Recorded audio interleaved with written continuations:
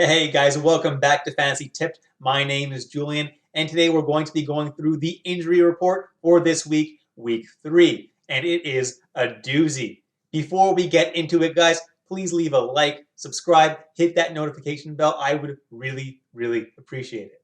Just a little update since my last video, guys.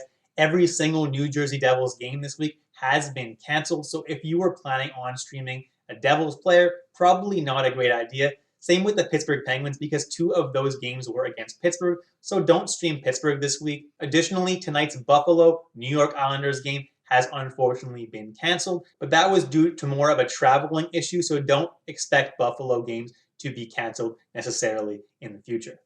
Without further ado, let's jump right into it, starting with long-term injuries. First on our list is Nathan MacKinnon, who suffered a lower body injury Sunday night against Minnesota. And it's super unfortunate because it was initially thought that it wasn't going to be very serious. Maybe he'd miss a game or two. But now it's come out that it's actually a week-to-week injury. So at the very least, he's missing a couple weeks, which is a very, very big hit on your team if you have MacKinnon. Now, if you own MacKinnon, I strongly suggest that you put MacKinnon on your IR and you grab JT Compher, 1% owned, because right now it looks like JT Compher is taking that spot on that top line where MacKinnon was, and also he's taking MacKinnon's spot on the top power play. He's obviously not going to be as good as MacKinnon, but he should be a decent filler in the meantime.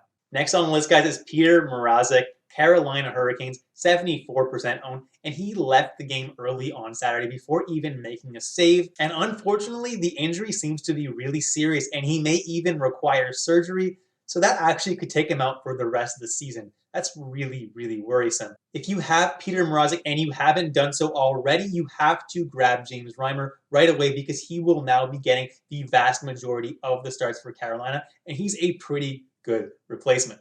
Next on the list, guys, is Matt Dumba, Minnesota Wild, 53% owned. And it looks like he's also going to be out on a week-to-week basis, which really sucks for people that drafted him, hoping for a bounce-back year. One guy that should benefit tremendously from this injury is Jared Spurgeon, 35% owned, also on the Minnesota Wild. And he's had a really rough start to the season, but with Dumba going down with an injury, Spurgeon should just start seeing even more power play time, which is great for his fantasy value. If he's on your waiver wire, grab him right away.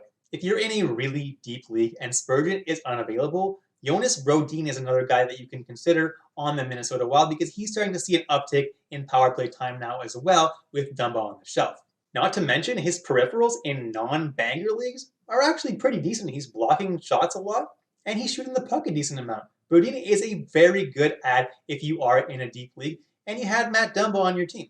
Next on the list, guys, is Devon Toews, Colorado Avalanche, 47% owned, currently dealing with a lower body injury, and he was initially projected to miss only 7 to 10 days. But now it's looking like it's going to be a week-to-week injury, so he'll probably miss 2 to 3 weeks. And during that time, Bowen Byram is an excellent streamer because Bowen Byram will be getting all of Devon Toews' power play time and should be getting an uptick in ice time as well. So I absolutely recommend for all you guys that had Devon Toews on your team to put him on IR and grab Bowen Byram as a replacement. Jumping into day-to-day injuries, first is Chris Letang, Pittsburgh Penguins, 94% owned. He's got a lower body injury, and it's day-to-day, but it might end up lasting a week or so. But it might not matter that much because 2 of Pittsburgh games have been canceled this week anyway, so he might not end up missing a whole lot of time. Maybe he'll end up missing Pittsburgh's game versus the Islanders on Saturday, but beyond that, I don't think he'll miss a whole lot of time. If he does end up missing a little bit more time, Pierre-Oliver Joseph seems to be getting that extra power play time and that extra ice time. So he's a pretty decent add as long as Letang is out.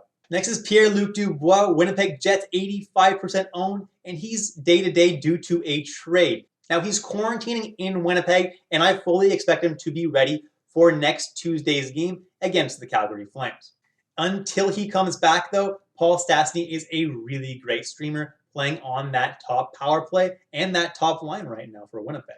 Next is Thomas Chabot, Ottawa Senators, 85% owned, and he's currently dealing with an undisclosed injury and could end up even playing tonight against the Edmonton Oilers. If you are in a really deep league and need a replacement for him tonight, you could scoop up Mike Riley, who seems to be getting that top power play time while Shabbat is gone.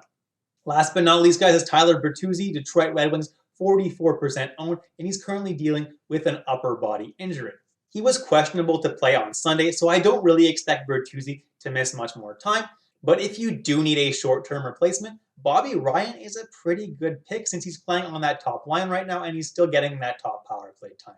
All right, that's it, guys. Thank you so much for watching all the way through. Please leave a like, subscribe, hit that notification bell, and leave a comment. Let me know how I can improve these videos.